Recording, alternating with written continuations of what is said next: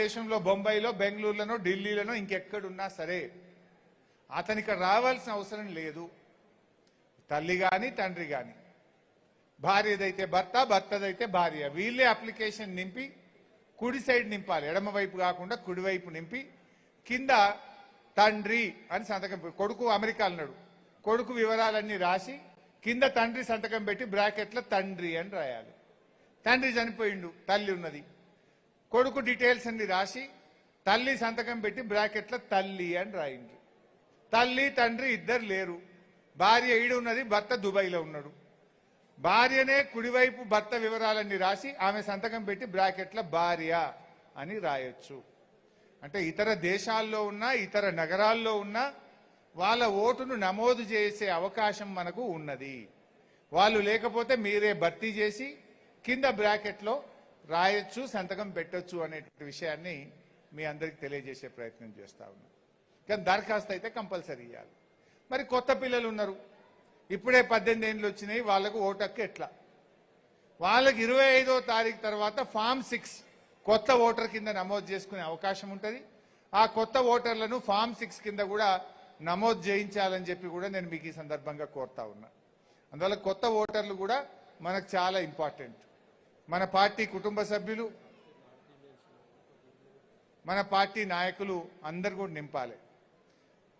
और बहुत सारे लोग नॉर्थ इंडिया से पटानचेरू में काम कर रहे, आप तो इधर ही घर बना लिए, इधर ही रहना चाह रहे आप लोग, फिर आप डिसाइड करना कि हम वोट इधर ही रखेंगे. आप लोग भी आपका फॉर्म जो एन्यूमरेशन फॉर्म आपको दिए वो भर्ती करके आप वो दरखास्त देना चाहिए.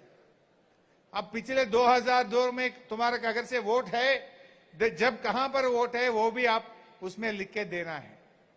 सो आप तमाम नॉर्थ इंडिया के जहां से यहाँ के या सेटिल हो गए, वो आप सब लोग भी आप दरखास्त भर के दिए तो आपका वोट रहेगा. वोट रहे तो ही कल आपको इज्जत मिलता. आपके काउंसलर साहब, आपके कारपोरेटर साहब आपके पास आएंगे, आपका मदद पूछेंगे, आपको सपोर्ट करेंगे. పెద్దలు మాట్లాడేటప్పుడు డిస్టర్బ్ కాకుండా కూర్చోవాలి బాబు, ప్లీజ్. ఏ బాబు ప్రసాద్ కూర్చోండి. బాత్రూమ్ పోతారు, మంచినీళ్ళు పోతారు, వచ్చుడే లేట్ వచ్చిన, నేను 11 बजे చెప్పి 2 बजे వచ్చినాయి కదా, పోనీలే. అయితే జరూర్ आप लोग वोट भर के देना है, ఆ దరఖాస్తు भर के देना है. సో ఈ రకంగా అందరూ కూడా అప్లికేషన్లు నింపే ప్రయత్నం చేయండి. ఇప్పుడు రేపు మళ్ళీ కార్పొరేటర్ నిల్చుంటారు, నవంబర్లోనో డిసెంబర్లోనో జిహెచ్ఎంసీ ఎలక్షన్ అయింది అంటున్నారు. చాలా మంది పోటీ చేయడానికి తయారున్నారు ఇడ. మరి పోటీ చేయడానికి తయారున్నారు కానీ మరి ఈ పని ఎందుకో చేస్తలేరు, మీరు తిరుగుతలేరు. మీరు మా బూత్ లెవెల్ ఏజెంట్లను అసలు పట్టించుకుంటలేరు.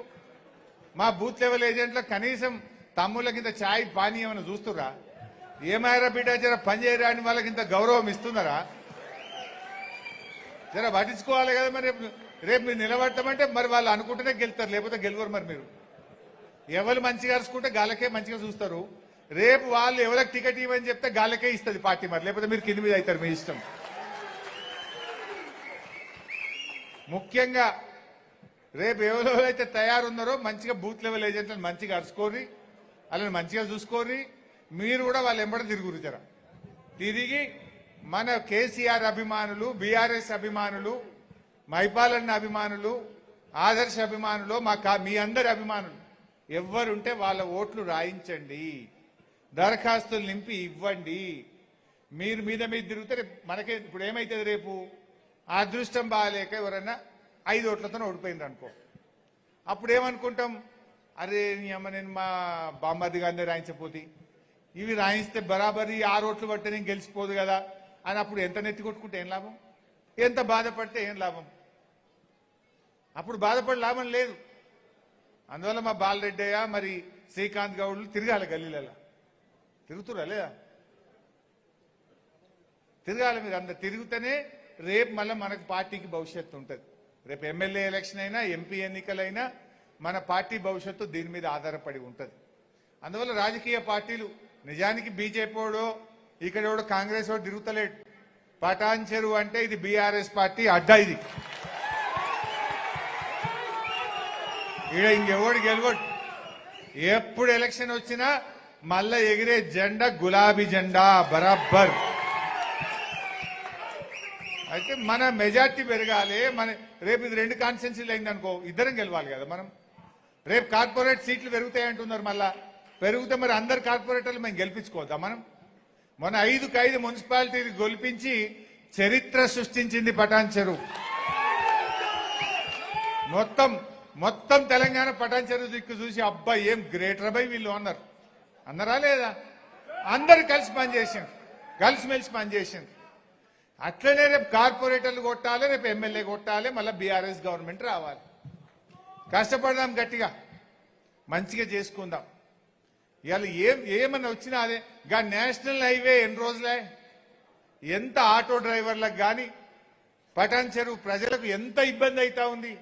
ఏడాదిలో చేసే పని 2.5-3 ఏళ్ళు అయినా ఇంతవరకు నేషనల్ హైవే పనులు జరుగుతలేవు.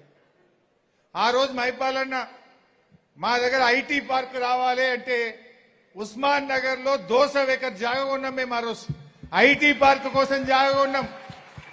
నిజంగా బీఆర్ఎస్ వస్తే ఆడ ఐటీ పార్క్ వచ్చు, మా పటాన్ చెరువు పిల్లలకు కొన్ని వేల మందికి ఉస్మాన్ నగర్ లో ఉద్యోగాలు వచ్చు. కానీ రేవంత్ రెడ్డి వచ్చిండు, దాన్ని అమ్ముకదొప్పిండు. ఐటీ పార్క్ కోసం మనం భూమి కొనిపెట్టి సేకరించి పెడితే ఇవాళ దాన్ని అమ్ముకదొప్పిండు. అమ్ముడు. ఇవాళ రేవంత్ రెడ్డి గారు వచ్చినాక 30,000 కోట్ల రూపాయల భూములు అమ్మిండు. 30,000 కోట్ల బొందల గడ్డకు కూడా జాగలేదు. కబ్రస్థాన్ కు బి జగా నహీ మిల్ రా. క్రిస్టియన్ల గ్రేవ్ యార్డ్ కూడా స్థలం లేకుండా, సమాధులకు స్థలం లేకుండా భూములు అమ్ముతా ఉన్నాడు. అటు హిందూ శ్మశాన వాటికో, ముస్లింలకో, క్రైస్తవులకో కమ్ సే కమ్ జమీన్ బి నహీ జైసా